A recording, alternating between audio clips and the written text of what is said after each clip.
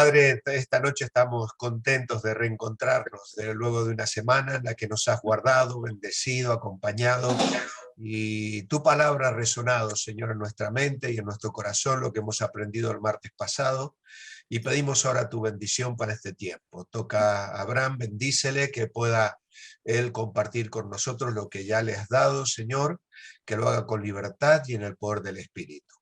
Pero Señor, también queremos poner a Mónica en tus manos esta tarde de una forma especial, porque sabes, Señor, que venimos orando ya varios meses por ella, por su tratamiento, y finalmente hoy han implantado ese embrión, Señor, y seguiremos clamando por ella, por su salud, estos 15 días primeros, Señor, donde son claves, que tú bendigas, que tú pongas tu buena mano, dales paz, dales tranquilidad, y que ellos, Señor, descansen en tus propósitos eternos, en que tú eres bueno y en que para ti no hay nada imposible.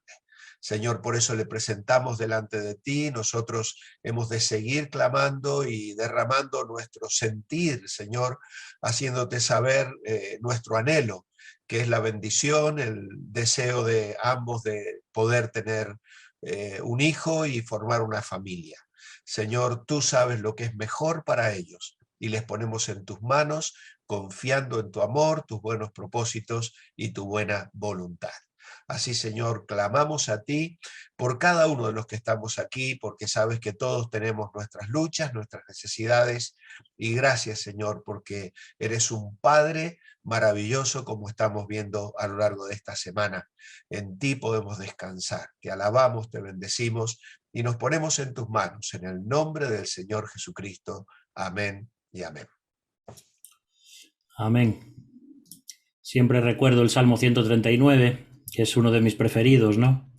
Y es donde el salmista habla de cómo Dios nos conoce desde que simplemente somos un embrión, ¿no? Dice ese salmo: mi embrión vieron tus ojos, y en tu libro estaban escritas todas aquellas cosas que fueron luego formadas sin faltar una de ellas. Y un embrión es un ser humano, así que a veces seres humanos que pueden ir adelante o no, pero que Dios ya desde la concepción los conoce. Y bueno, ya sería para otro tema, ¿no? Pero tantas cosas tan importantes, ¿no?, que la Biblia nos dice acerca de la vida. Bueno, pues mucho ánimo, seguiremos orando por todo esto y vamos ahora entonces a comenzar el estudio, aunque prácticamente ya os fui silenciando a todos, pero lo voy a hacer ya desde aquí. Muy bien. Entonces vamos a ir ya compartiendo la pantalla.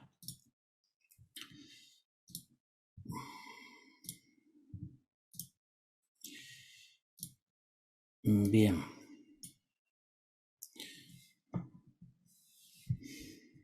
Vamos a ver, hoy parece que el ratón... Parece que el ratón no quiere funcionar hoy. A ver, ahora.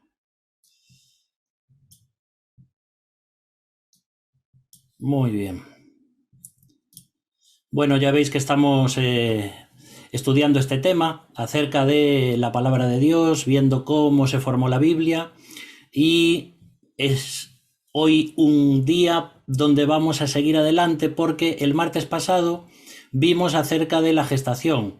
Recordad que estamos estudiando este tema como si la Biblia fuese un bebé, ¿no? Justamente acabamos de hablar del embrión. Bueno, pues vimos el martes pasado acerca de cómo se fue gestando un poquito la palabra de Dios.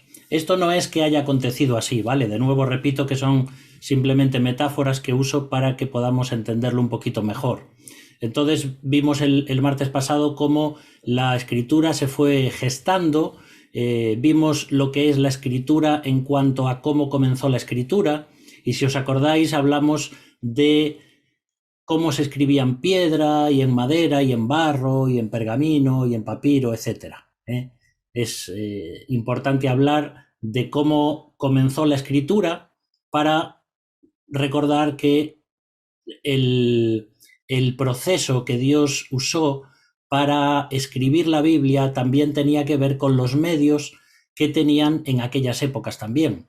No es que la Biblia cayó del cielo como en una película de Superman donde sus padres lo envían y viene en una nave espacial y se cae aquí. La Biblia no se formó así.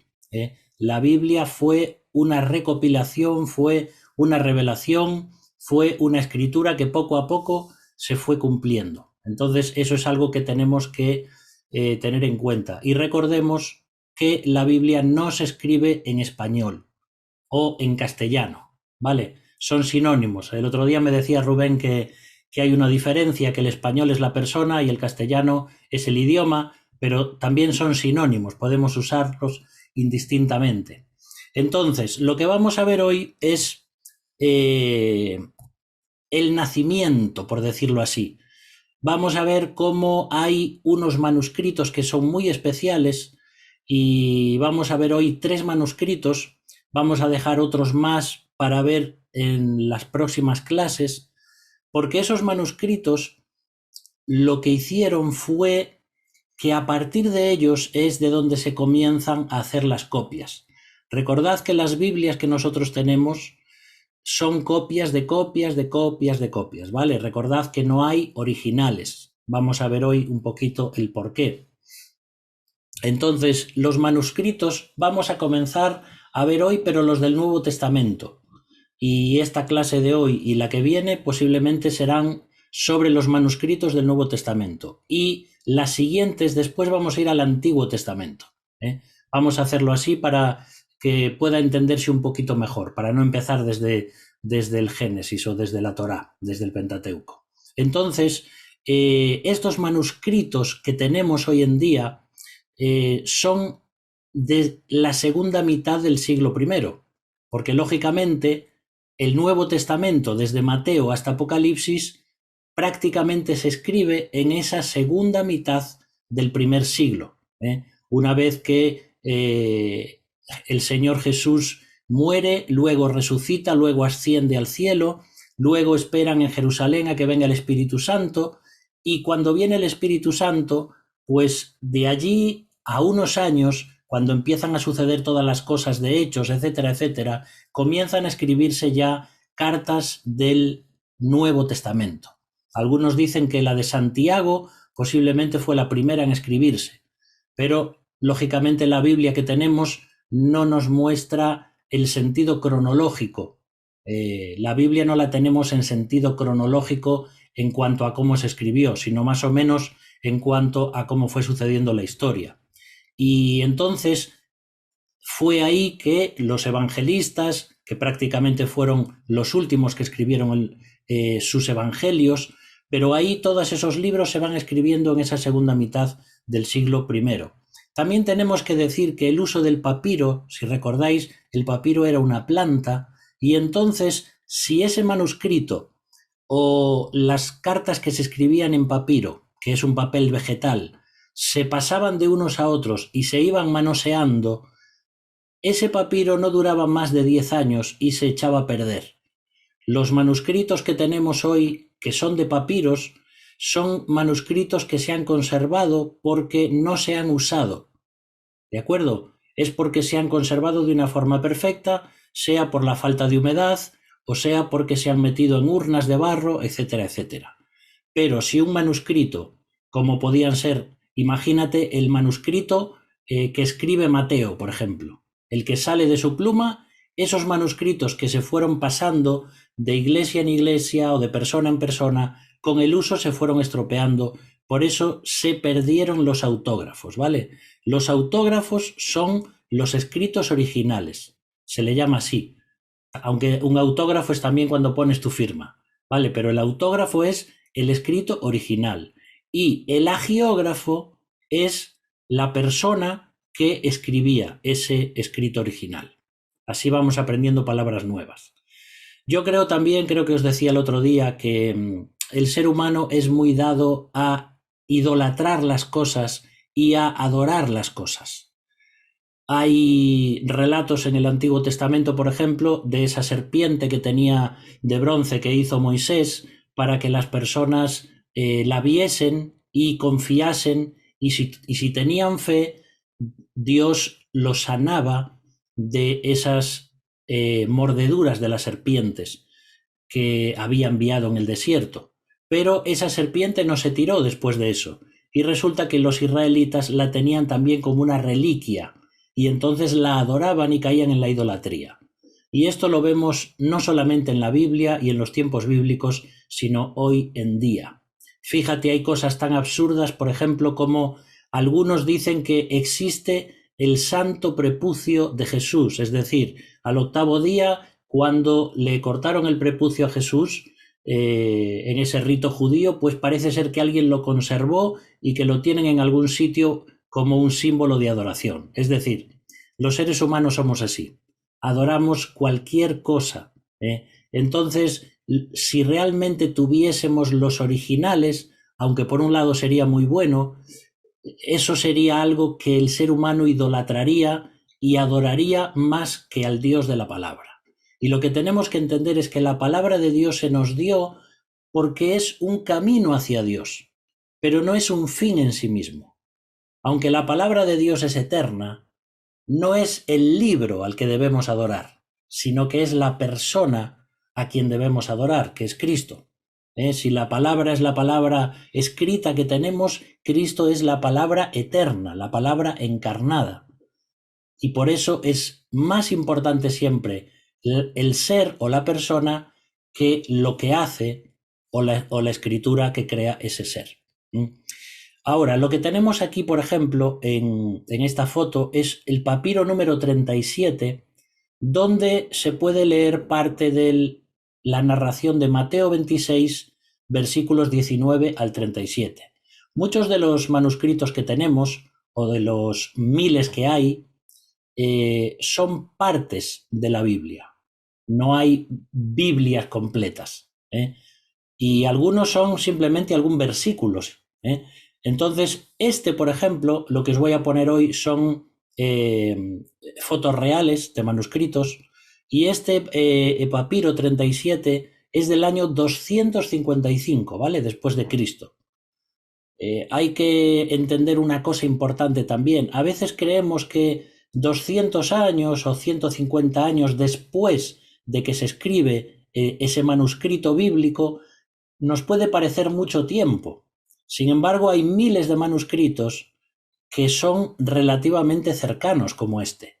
Y, por ejemplo, cuando hablamos de la Ilíada de Homero, la Odisea, hay simplemente unos 4 o 5 manuscritos, y muchos de ellos ya se van al año 1000 después de Cristo. Entonces, si esos manuscritos nadie duda de su veracidad, cuanto más los de la palabra de Dios. Por eso que podemos tener una confianza absoluta en que la Biblia que tenemos es la palabra de Dios. Así que ahí en la Universidad de Michigan, en Estados Unidos, está este papiro número 37. Muy bien. Ahora, ¿cómo se fechan los manuscritos? Los manuscritos,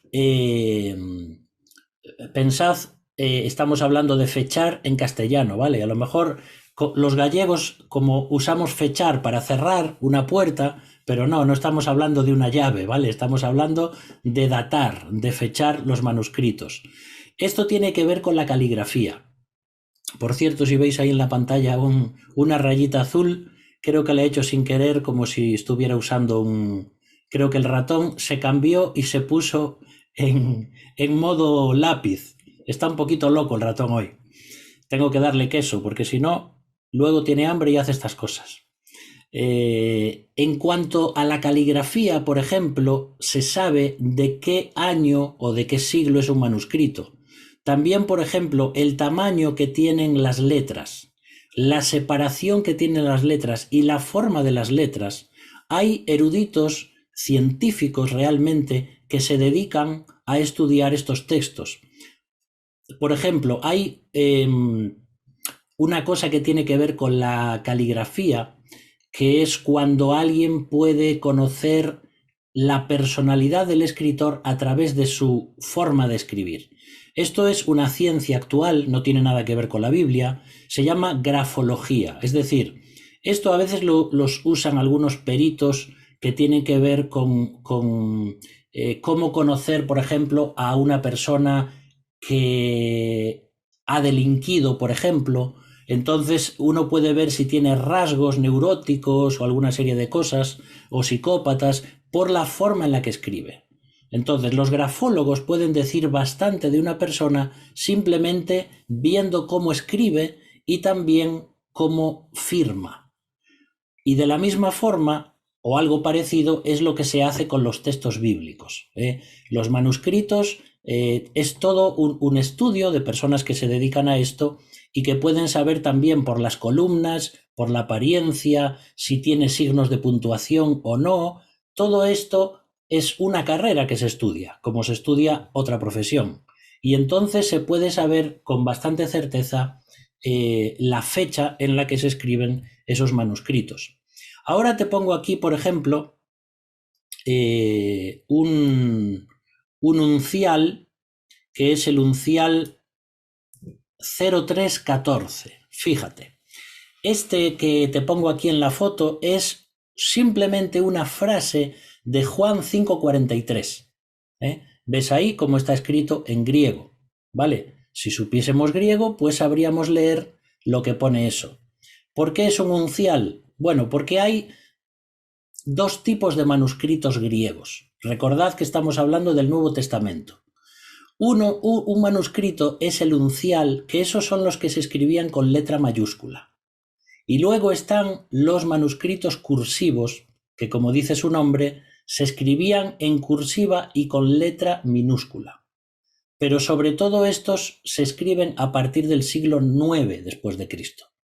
Entonces, la mayor parte y la mejor parte de los manuscritos mejores que tenemos del Nuevo Testamento están escritos en letras unciales, ¿vale? Porque era así como se escribía.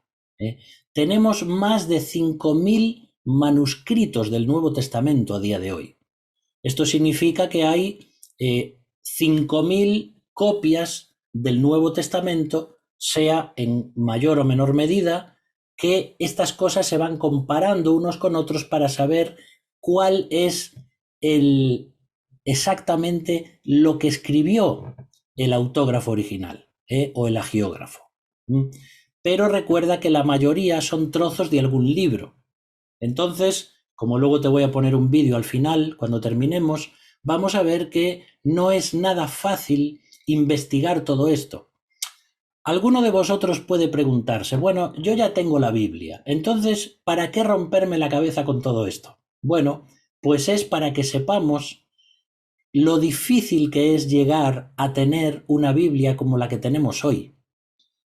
Hay personas que a lo largo de la historia tuvieron que estudiar estos códices y los códigos y la forma de las letras y saber exactamente qué es lo que dicen para poder traducirla a nuestro idioma. Y siempre digo que la Biblia es un milagro. La Biblia es el milagro de cómo Dios ha preservado su palabra a lo largo de los siglos. Pero al mismo tiempo hay personas que se dedican a estudiarla, para saber exactamente lo que significaba ese texto o esa palabra en aquella época. Vale, ahora, cuando hablamos de la producción de los manuscritos, tenemos que recordar que hay 4 grandes grupos en el Nuevo Testamento. Están por un lado los 4 evangelios, ¿vale? Que son como si fueran documentos de testigos oculares de lo que vieron a Jesús hacer, de su poder, vieron no solamente las señales que hacía, sino que también vieron cómo moría, vieron cómo era sepultado, vieron cómo resucitó y tocaron su cuerpo resucitado. Esos son los evangelios. Luego hay otro grupo en el que los eruditos ponen los manuscritos y es el que tiene que ver con los hechos de los apóstoles o los hechos del Espíritu Santo, como otros eruditos le llaman, y también las epístolas generales. Ese sería otro bloque. Si se encuentra un manuscrito, por ejemplo, que se ve que está escrito por el apóstol Pablo, pues entonces se mete en el grupo de las epístolas paulinas. Y como en último lugar también está el Apocalipsis. Entonces, en estos 4 grandes bloques digamos que poco a poco se fueron produciendo esos manuscritos a medida que los escritores del Nuevo Testamento los escribían y los iban metiendo más o menos o juntando en estas 4 categorías. Y luego, con el tiempo, todos estos escritos se van a compilar para hacer un códice. ¿Sí? Bien. Ahora, también es interesante saber que la mayoría de las cartas del Nuevo Testamento no es que la persona que las hacía o las decía también las escribía. Por ejemplo, podemos ver aquí en Romanos 16:22 un versículo donde dice: yo, Tercio, que escribí la epístola, os saludo en el Señor.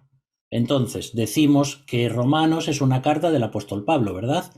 Muy bien, y así es, pero no la estaba escribiendo el apóstol Pablo, sino que usó a Tercio, un hermano en la fe posiblemente, o un amanuense. Los amanuenses eran aquellas personas que copiaban lo que otro les decía.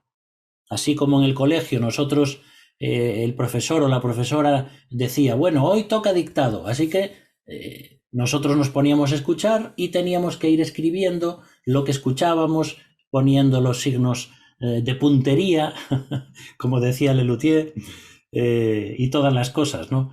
Entonces, los amanuenses eran una especie de escribas que se dedicaban a copiar cuando alguien los llamaba. Entonces Pablo, imagínate, él está disertando, está pensando, y esa forma en el que el Espíritu Santo está trabajando en la vida de Pablo, pero Pablo lo está diciendo y lo está copiando otra persona. ¿De acuerdo? Entonces, a veces pensamos que el escritor, imagínate, Pablo está escribiendo Romanos y de repente cae en un trance, o queda así como, no sé, como si el Espíritu Santo lo tomase y entonces entra en un trance y empieza a escribir algo como un dictado de Dios. Eso no es así, ¿vale? Lo repito, eso no funcionó así. No había ningún trance. Es verdad que hay ciertas visiones en la Biblia que se producían de esta forma. Es verdad que los profetas del Antiguo Testamento, como vamos a ver, Dios les decía algo y sí que era un dictado. Y entonces Dios les decía, escribe, esta es la palabra de Dios, así dice el Señor, y entonces escribían. Pero muchos de los textos de la Biblia no son escritos de esa forma, sino que Dios usaba la personalidad del escritor, usaba los conocimientos del escritor, usaba el idioma del escritor. Por ejemplo, estudiando los libros del Nuevo Testamento, los eruditos que se dedican a esto saben quién es más o menos culto de esas personas. No es lo mismo, por ejemplo, la persona que escribe Hebreos, que la persona, por ejemplo, que escribe Marcos. O no es lo mismo el que escribió el Apocalipsis que el que escribe otro libro del Nuevo Testamento. ¿Por qué? Porque la forma de expresarse es diferente. Entonces, ¿acaso no fue Dios quien inspiró a todos? Claro que sí. Entonces, ¿por qué la forma de escribir es diferente? Porque Dios respeta la forma de ser del autor. Esto es algo que tenemos que entender, es decir, la Biblia es un milagro de cómo Dios fue guiando todas las cosas, pero no es un milagro en el sentido de que la persona quedaba obnubilado y entonces Dios le hablaba a través de él como si fuera un robot. No es algo así. Por eso podemos ver las diferentes formas de escribir y también vamos a encontrar un griego más culto en algunos libros y un griego más de pueblo, más pueblerino en otros libros. Y eso es lo maravilloso, hermanos, que a pesar de que somos personas diferentes y a pesar de que los escritores de la Biblia eran diferentes, porque no escribía igual Pedro, lógicamente, un marinero, que escribía, por ejemplo, el apóstol Pablo, que estuvo estudiando a los pies de uno de los grandes rabinos de Israel como era Gamaliel. ¿Entendemos esto? No escribe lo mismo una persona que tiene una carrera universitaria que una persona que tiene simplemente un ciclo básico de estudios. Pues esa es lo mismo que pasa con los escritos del Nuevo Testamento. Por ejemplo, si leemos Primera de Pedro 5:12, también dice ahí: por conducto de Silvano, a quien tengo por hermano fiel, os he escrito brevemente. Entonces, ¿quién escribe la primera carta de Pedro? Pedro. Pero ¿quién la escribe literalmente? Silvano. ¿De acuerdo? Otro amanuense, ¿vale? O otra persona que sabía escribir bien y que entonces Pedro lo llamaba y le dice: mira, escribe ahí. Y entonces la primera carta de Pedro la escribe otra persona, ¿entendemos? Una cosa es el autor y otra cosa es el escritor. Fíjate cómo Dios inspiraba al apóstol Pedro, pero al mismo tiempo tiene en cuenta la transmisión de Pedro y lo que está copiando Silvano. Entonces fíjate cómo hay un control divino de todo eso. Porque a lo mejor Dios podía estar inspirándole a Pedro algo y resulta que se equivocó Silvano en una letra y eso no era lo que Dios quería. ¿Entendemos? Es un proceso complicado, pero confiamos en que Dios estaba guiando toda esta revelación escrita. Y además de que no había ninguna contraindicación con otro libro de la Biblia. Por eso es tan importante estudiar todas estas cosas. Vale, ahora estas cartas del Nuevo Testamento seguramente se escribían en minúscula cursiva, ¿vale? No como unciales, sino en minúscula. Y después es cuando se copiaban como libros y se ponían las letras unciales. Como por ejemplo puedes ver aquí este manuscrito que hay, que está ahí escrito en griego. ¿Veis? Por ejemplo, ahí aparece caí. Caí es una conjunción que significa y. O es jo, es decir, es el artículo masculino. Entonces, si uno que sabe el griego va leyendo todo eso, pues va descubriendo lo que quiere decir ese texto. Este manuscrito está escrito en letras unciales. Veis que son todas mayúsculas. Ahora, las letras unciales del Nuevo Testamento no tenían separación entre palabras, ni tampoco tenían los signos de puntuación. Así que era más difícil todavía interpretar esos textos. Fíjate ahí, yo te pongo aquí un ejemplo. Imagínate, por ejemplo, que Romanos 1 y 2 se escribiera en castellano de esta forma, como te la pongo aquí. Todo junto. Si una línea no terminaba la palabra, se seguía en la siguiente línea y además no tenían ninguna coma, ningún punto, ninguna tilde, nada. Fíjate ahí, Pablo, siervo de Jesucristo, llamado a ser apóstol, apartado para el Evangelio de Dios, que él había prometido antes por sus profetas en las Santas Escrituras. Lo podemos leer, pero nos cuesta. Bueno, pues así es como se escribía el Nuevo Testamento y cómo se escribió. Y cuando veamos el hebreo, ahí sí que vamos a asombrarnos todavía más, porque en el hebreo no se ponían vocales. Así que tú imagínate uno de estos textos sin signos de puntuación, sin separación entre letras y sin vocales. Bueno, pues es por eso que a veces hay pequeños errores en las copias de las personas que copiaban un texto a otro texto, porque es normal que las copias de las copias de las copias contengan pequeños errores, justamente, o a veces porque en vez de leer una palabra que tiene las mismas consonantes, el que estaba copiando le ponía, luego la interpretaba como si fuesen otras vocales y entonces cambiaba la palabra. Bueno, de todo eso hemos de hablar. Son cosas un poquito técnicas, pero intento hacerlo sencillo para que se pueda entender, ¿no? Vale. Vamos a seguir.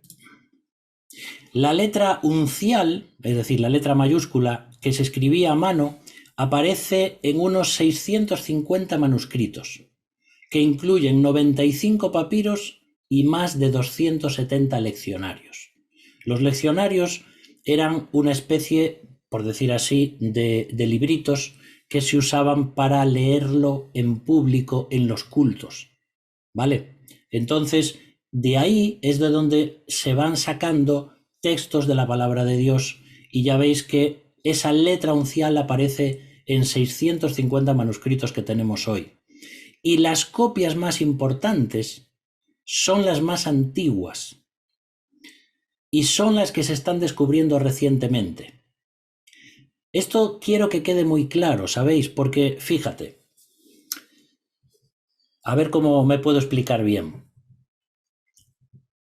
Cuando, por ejemplo, yo uso la Reina Valera de 1960, que ya está un poquito anticuada en el sentido de que el idioma ha cambiado.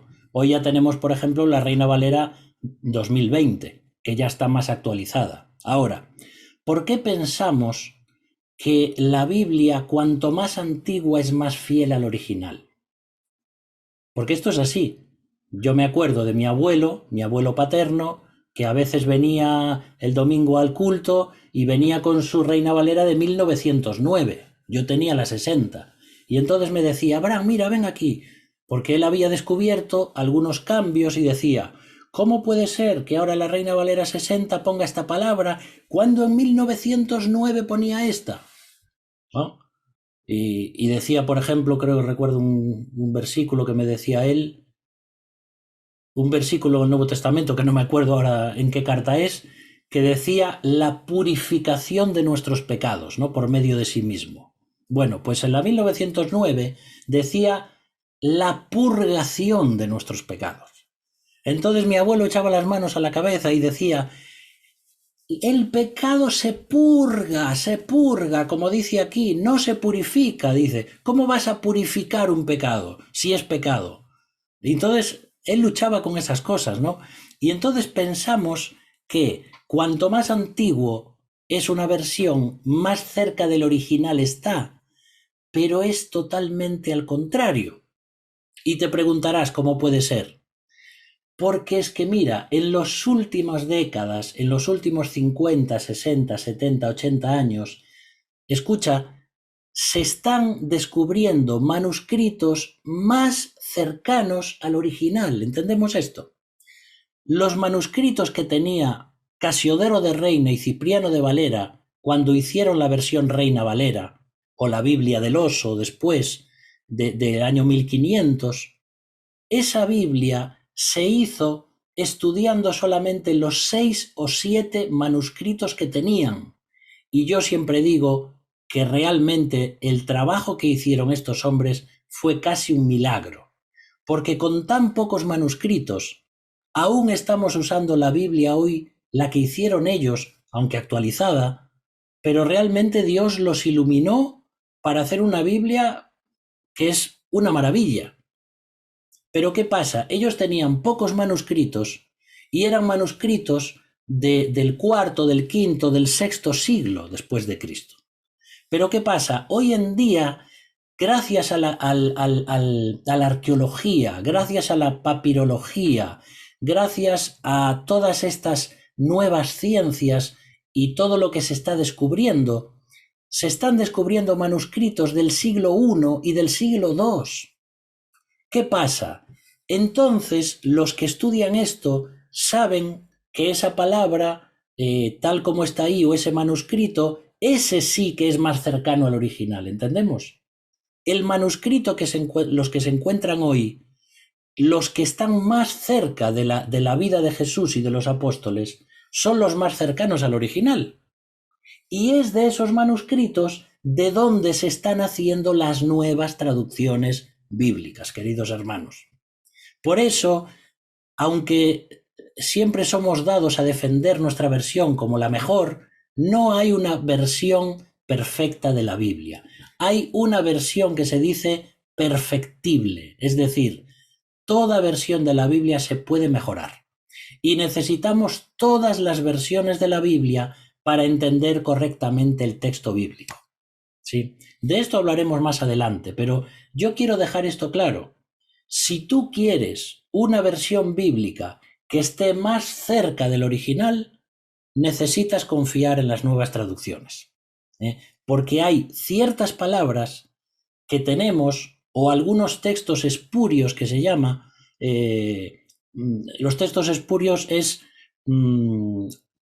cuando encuentras manuscritos donde no aparece ese texto y que son más cercanos al original. Por ejemplo, el texto donde aparece la mujer adúltera en Juan, en el Evangelio según Juan, ya la mayoría de las Biblias actuales ya lo están omitiendo, porque se dan cuenta que ese texto no aparecía en los manuscritos más cerca de los originales. ¿De acuerdo? Y así con otros textos. Ahora, uno puede pensar, pero entonces la palabra de Dios no dice que no cambia y que es eterna. Claro, pero la del original, querido hermano. La palabra de Dios es eterna y no cambia. Lo que sale de su boca no cambia, el Evangelio no cambia, ni la doctrina cambia.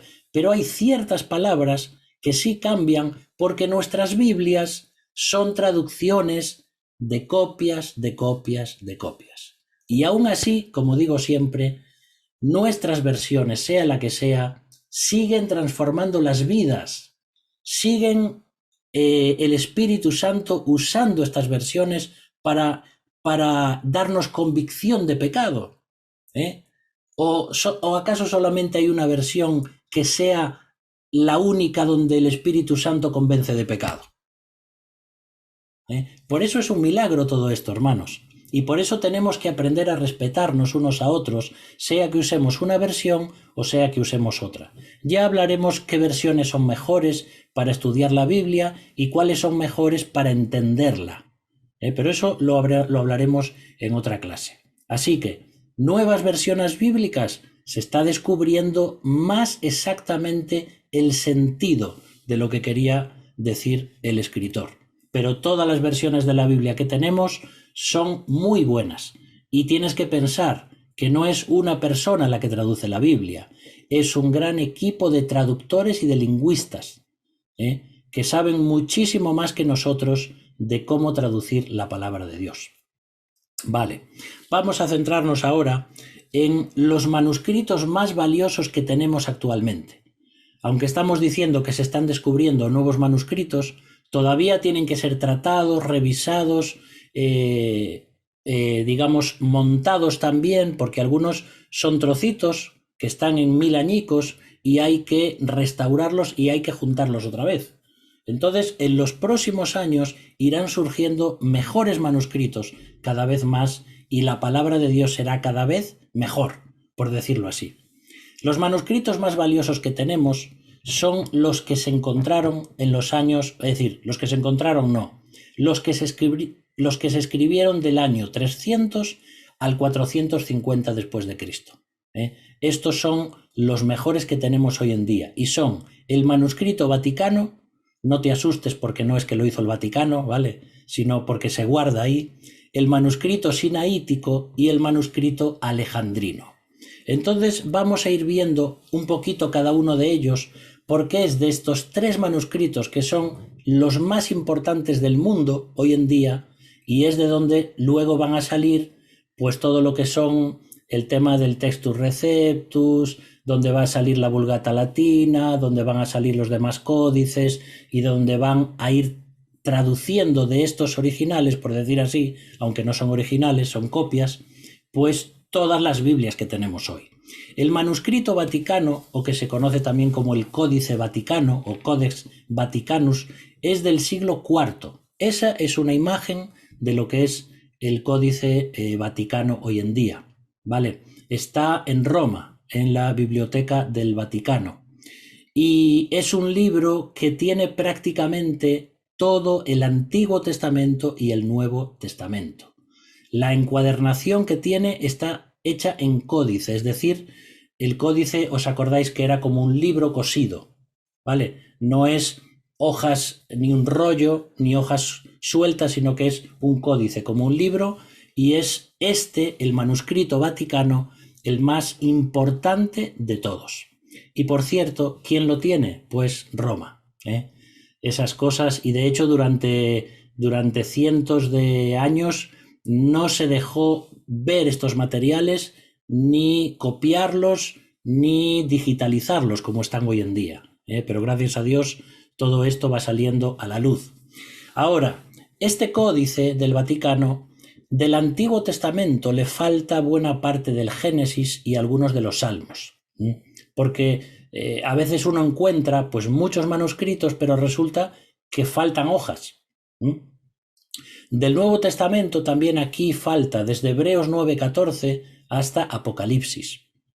Y parece ser que los que estudian esto dicen que esto se escribió en piel de antílope.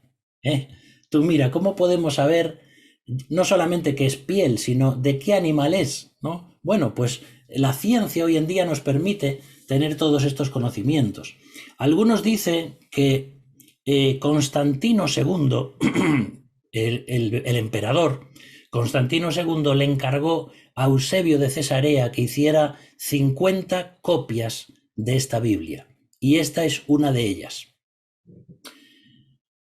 Esto ya es algo un poquito más técnico, pero las personas, los eruditos bíblicos que se dedican a la traducción bíblica, uno de los mejores manuales, por decir así, o de las mejores traducciones griegas, es una que se llama la de Westcott y Hort. Y estos dos hombres usaron el manuscrito vaticano para hacer su versión del Nuevo Testamento griego, ya desde 1881. Ahora, este libro, que es como el Nuevo Testamento en griego, solamente en griego, copiado de este manuscrito vaticano, se actualiza cada cierto tiempo, y ya no me acuerdo ahora, pero deben estar ya por la 20ª edición. Es decir, que van mejorando cada vez más el griego de acuerdo a los últimos avances, ¿vale? Tecnológicos, arqueológicos, etc. Así que ya os digo, el manuscrito vaticano es muy importante. Ahora, otro que es también casi tan importante como ese es el manuscrito sinaítico. Y este se descubrió en el monasterio de Santa Catalina en el monte Sinaí.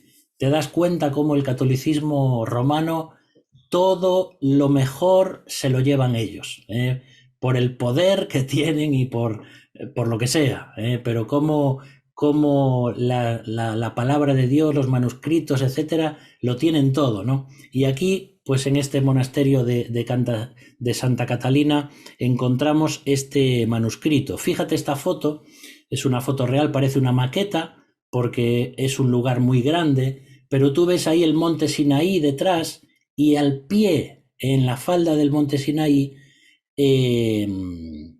Justiniano, en el año 550, mandó construir este monasterio, que era una especie de fortaleza para defenderse. Pues en este monasterio es donde se encontró este códice tan importante.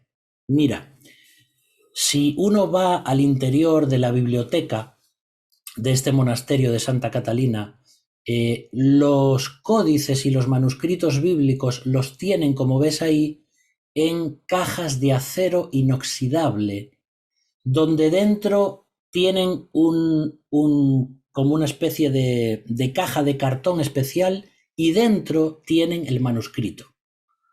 Cada una de esas cajas vale casi 1.000 euros, solamente la caja, porque está hecha de una forma especial para que se conserve perfectamente ese manuscrito. Entonces puedes ver ahora, imagínate ahí, imagínate no, lo puedes ver porque estas son fotos reales, y tienes esos códices escritos, algunos son de la Biblia, otros no, pero hay, de hecho se le llama el guardián de los manuscritos del monasterio de Santa Catalina. Hay una persona que está autorizada para cuidar de todo esto, ¿no? Y simplemente se dedica al cuidado y a la protección de estos manuscritos. Pues ahí es donde se ha encontrado este manuscrito, ¿no? Sinaítico. Por eso se llama así, porque apareció ahí, al lado del monte Sinaí. Ahora, es una historia muy bonita la que hay en cuanto a esto, porque había un teólogo alemán que se llamaba Constantino Tischendorf, que nació en 1815, y este hombre, que fue un gran erudito bíblico y profesor del Nuevo Testamento, él llegó un momento que se daba cuenta de que los teólogos liberales estaban derrumbando el texto bíblico, estaban diciendo que la palabra de Dios no era cierta. Entonces él dijo, yo voy a dedicar lo que me falta de vida, que de hecho era joven todavía, a ir por todo el mundo y por todas las bibliotecas y por todos los monasterios buscando manuscritos del Nuevo Testamento. Y fue así que este hombre llega, pues cuando tenía a lo mejor pues 20 años, al monasterio de Santa Catalina, donde se encuentra con una canasta de antiguos pergaminos que estaban preparándolos para tirarlos al fuego. Y cuando les pregunta, les dicen, sí, ya hemos tirado también como 2 partes ya más de esta canasta. Es decir, que estaban tirando manuscritos que cuando él les dijo si le permitían verlos, se dio cuenta que eran manuscritos del Nuevo Testamento. Así que él les preguntó y les dijo, dejadme quedarme con algunos de estas hojas. Y le dejaron 43 hojas, que resulta que eran de la Septuaginta. Una copia de la Septuaginta, de la Biblia de los 70, la Biblia que tradujo el hebreo al Nuevo Testamento, eso es la Septuaginta. Entonces él se encuentra con estas 43 hojas y entonces parece ser que se las lleva y las copia y hace otra serie de copias, pero luego vuelve 15 años después otra vez al monasterio. La historia es bastante larga, pero parece ser que ya no encuentra aquellos manuscritos que ya había visto y después resulta casi por casualidad, por decirlo así, que se había caído una pared o unos escombros y justamente debajo de esos escombros estaban los otros manuscritos. Entonces los encontró y se copiaron las 110.000 líneas de ese Nuevo Testamento que estaba prácticamente completo. Él se los llevó a El Cairo, en Egipto, y allí con un equipo de traductores y lingüistas, porque él él había dedicado años también a saber cómo era el código para descifrar estos manuscritos, ¿no? Y esas lenguas, esos idiomas. Y entonces con un equipo, en 2 meses, copiaron todo ese Nuevo Testamento que era de la Septuaginta. Y lo que quisieron hacer fue publicarlo y dárselo como un regalo al zar de Rusia. Ahora, 300 copias más se hicieron después para eruditos de diferentes partes del mundo y también como regalos para otras bibliotecas. Pero el manuscrito original que se encontró allí, en este monasterio de Santa Catalina, está hoy en la Biblioteca Británica, ¿de acuerdo? La Biblioteca Británica en Londres. Fue Gran Bretaña que se lo compra a Rusia en 1933. Por supuesto, carísimo, ¿no? Y se sabe que este manuscrito sinaítico era de mediados del siglo IV, y que fue copiado por 3 escribas distintos. Fíjate cómo saben los eruditos que estudian esto, cómo cambia al leerlo las personas que lo escribieron. Así que es el manuscrito del Antiguo Testamento más completo que tenemos actualmente. Y por último nos queda el manuscrito alejandrino, ¿vale?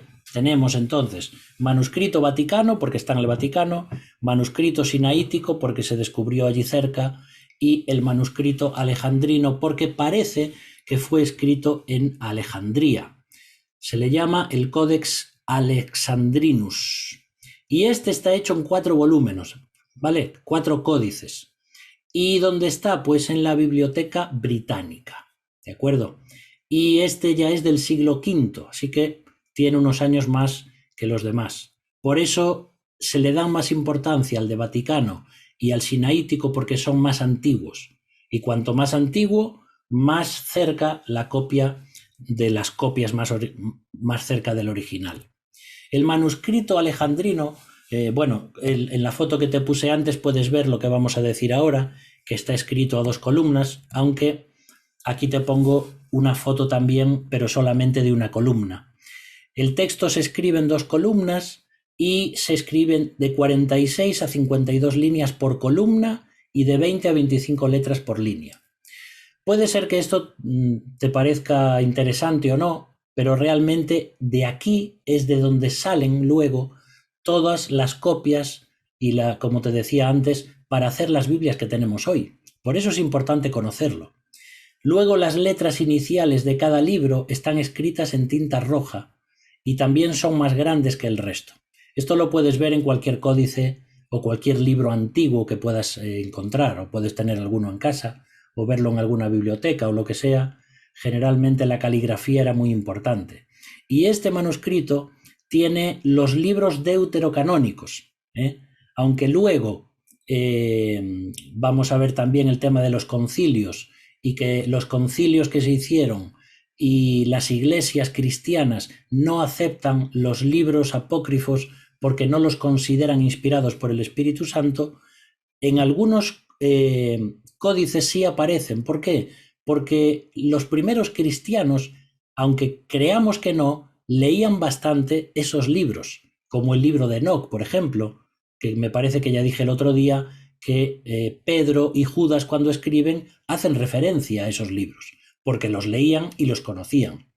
Que hayan entrado o no como parte del canon, eso ya será otra historia para contar cuando lleguemos a ese momento, pero sí que en algunos códices aparecen también reflejados estos libros. Luego también en este manuscrito hay saltos, es decir, que no está completos, y hay saltos en Génesis, en Primero de Reyes y también en Salmos. Escucha bien ahora este Israel vídeo. desveló el martes fragmentos de un pergamino bíblico de 2000 años de antigüedad. Fue descubierto en el desierto de Judea, en el sur del país, durante excavaciones en una cueva de un acantilado de la Reserva Natural de Nahal Ever. Lo que encontramos son fragmentos nuevos de un pergamino que ya conocíamos, descubierto en la década de 1950 y comienzos de los 60. Pero lo que encontramos son nuevas partes del rompecabezas de este manuscrito bastante grande. El manuscrito es una traducción al griego de los 12 profetas menores de la Biblia.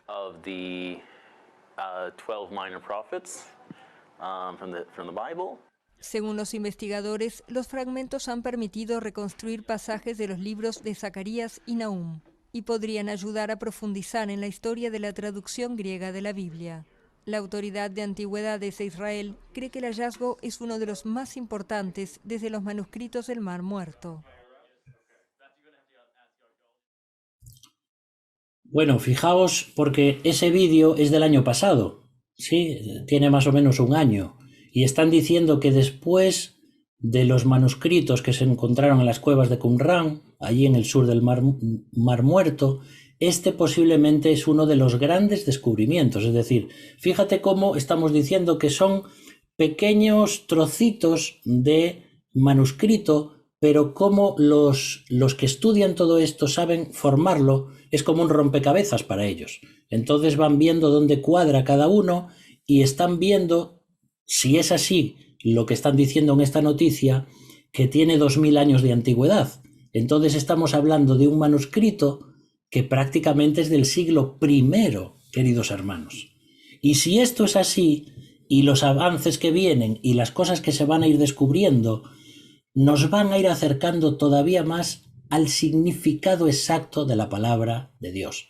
Porque queramos o no, la realidad es que hay textos de las Escrituras que no hay forma de entenderlos.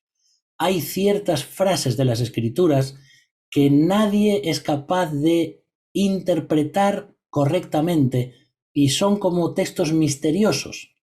Y seguramente es porque nos falta alguna cosa por descubrir o algunos manuscritos que tal vez van a arrojar luz sobre este tema. Ahora quiero terminar este estudio leyéndoos unos versículos, porque hoy hemos visto estos manuscritos del Nuevo Testamento y el próximo día veremos también más manuscritos que hay y vamos a ir conociéndolos, pero vamos a leer en el primer Primera carta de Pedro, capítulo 1, versículos 10 a 12. Y dice así: los profetas que profetizaron de la gracia destinada a vosotros, inquirieron y diligentemente indagaron acerca de esta salvación, escudriñando qué persona y qué tiempo indicaba el Espíritu de Cristo que estaba en ellos, el cual anunciaba de antemano los sufrimientos de Cristo y las glorias que vendrían tras ellos. A estos se les reveló que no para sí mismos, sino para nosotros, administraban las cosas que ahora os son anunciadas por los que os han predicado el Evangelio por el Espíritu Santo enviado del cielo, cosas en las cuales anhelan mirar los ángeles. Estos versículos, queridos hermanos, nos están diciendo, así de simple, que desde el Génesis hasta el Apocalipsis, Dios fue inspirando a los escritores bíblicos, aún antes de que viniese Cristo, los profetas del Antiguo Testamento, y estas personas intentaban comprender lo que se les estaba diciendo. Y era el Espíritu Santo, el Espíritu de Cristo, el que estaba ya trayendo simbología, trayendo metáforas, trayendo tipos, para ir anunciando de antemano que vendría el Mesías. Y entonces dice que todas estas cosas no se le escribieron para ellos, sino que se escribieron para nosotros. Aunque Pedro le está escribiendo hace 2000 años a sus hermanos. Es decir, estaba diciendo, el Espíritu Santo fue inspirando las Escrituras, libro tras libro, de una forma perfecta, encajándose uno con el otro, para que toda la teología, para que toda la doctrina no tuviese problemas la una con la otra, ni tuviese contradicciones una con la otra. Y el Espíritu Santo iba anunciando de antemano los sufrimientos de Cristo a lo largo del Antiguo Testamento. Pero, queridos hermanos, todo esto era un misterio. Quiero decirte algo. En el Antiguo Testamento, absolutamente a nadie se le ocurría pensar ni saber que la resurrección era posible. Y tú puedes preguntarte, no, eso no puede ser. Bueno, pues cada vez, cuanto más estudio y más leo, más me doy cuenta que esto es así. Y los eruditos bíblicos también lo dicen. El Mesías que vendría, el hecho de que iba a morir en una cruz, el hecho de que iba a ser sepultado, el hecho de que iba a resucitar, eso era impensable para ningún judío. Por eso era un misterio. Era un auténtico misterio. Las cosas que escribían los profetas, que luego se van a cumplir en el Nuevo Testamento, y que entonces con el Espíritu Santo, cuando viene en Hechos capítulo 2, los discípulos es como si se les abriera la mente y empiezan a recordar y dicen, claro, entonces esto es aquel texto de Nahum donde dice tal. Y entonces lo que pasó con Cristo cuando dijo aquello fue porque en Isaías decía, y entonces empiezan a venir en sus mentes, por supuesto el Espíritu obrando, empiezan a escribir también el Nuevo Testamento, y fíjate cuántos textos del Antiguo Testamento aparecen en el Nuevo Testamento, porque empiezan a encajar algo impensable que se empieza a cumplir en Cristo. Todo en Cristo, todo en Cristo, todo en Cristo.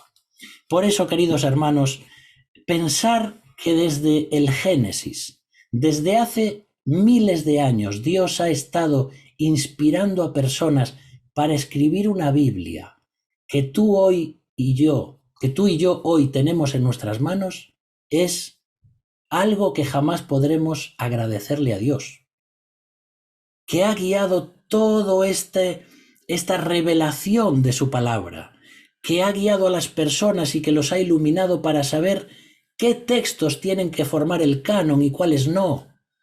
Un libro que de tapa a tapa no tiene contradicción.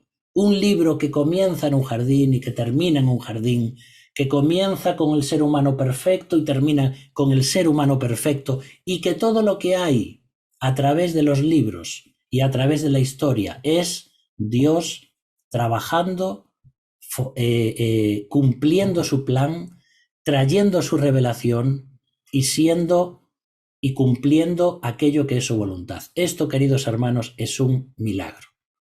Por eso tenemos que amar más la palabra de Dios, porque hay hombres que ni siquiera sabían lo que estaban escribiendo, y hoy nosotros podemos decir que somos las personas más privilegiadas del mundo por conocer lo que conocemos de la palabra de Dios.